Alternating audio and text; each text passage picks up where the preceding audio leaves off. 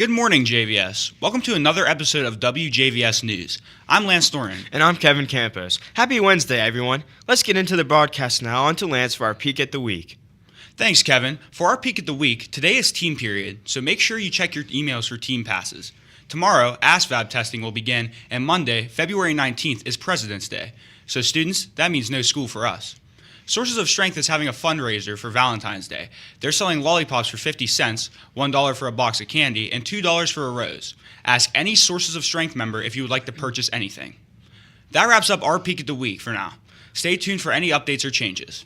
Moving on to national news, a nationwide initiative, schools are urging parents to send their children to school, even with minor illnesses, emphasizing the importance of consistent attendance. The campaign aims to strike a balance between maintaining a healthy learning environment and ensuring students do not miss out on valuable educational experiences. In our local news, Valentine's Day is also National Donor Day. Oh, okay, 1 second. Sorry, we're having technical In our difficulties. local news, Valentine's Day is also National Donor Day. This day means that more than it ever did for a pair of local families. Corey Jones from Wheeling had passed away unexpectedly in July. His wife, Kathy, was approached by the Center of Organ Recovery and Education.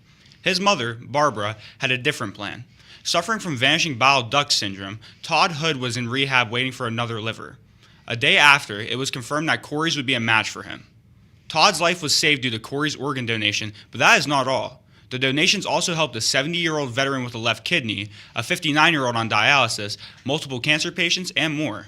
Todd is still recovering, but is ready to go back to work, as he says this process was better than his first liver transplant. In sports, we had some basketball games last night, so let's have a look at the results in boys basketball. Steubenville Big Red defeated Martins Ferry 67-50, and Catholic Central defeated Wellsville 54-35. Now that we've checked out the scores, let's look at the upcoming schedule tomorrow in girls basketball. Toronto will face Malvern at 7 in boys basketball, and Indian Creek will face Toronto, and Catholic Central will face Cadwell. All the boys basketball games mentioned will start at 7:30. Now let us take a moment to honor our nation and recite the Pledge of Allegiance. I pledge allegiance to the flag of the United States of America and to the republic for which it stands, one nation, under God, indivisible, with liberty and justice for all.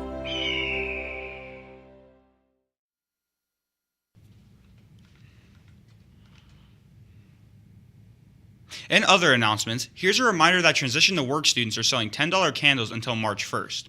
The candles are made by two former Transition to Work students, Jack Fluharty and Mackenzie Owen, who work for the candle company Upland South. Stop down to Transition to Work to see the different scents. The Edison semi-formal dance tickets are on sale at the Wjvs office. Ticket prices are set at $10 for a single person and $15 for a couple.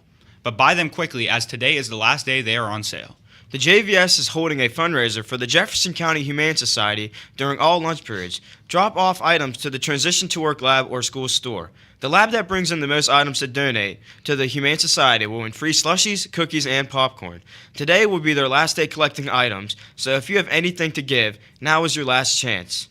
Here are the current scores for the fundraiser. Animal Science is in the lead with 14 items, followed by the Office with 13. Health Tech and TTW are currently tied with 8, Welding with 5, Auto Service with 3, and lastly Auto Collision with 2. ACT fee waivers are now available for students who received a free or reduced lunch. Please email Mrs. Henderson to ask for one. Remember, if you would like something announced on the show, one of the news request forms can be found in the front office. Please submit your forms to Mr. Long or Ms. Wilson for approval. And that wraps up another edition of WJVS News. Thank you for joining us today. Remember, stay informed, stay engaged, and make it a great day, JVS. We'll see you at the same time tomorrow morning. This is WJVS signing off.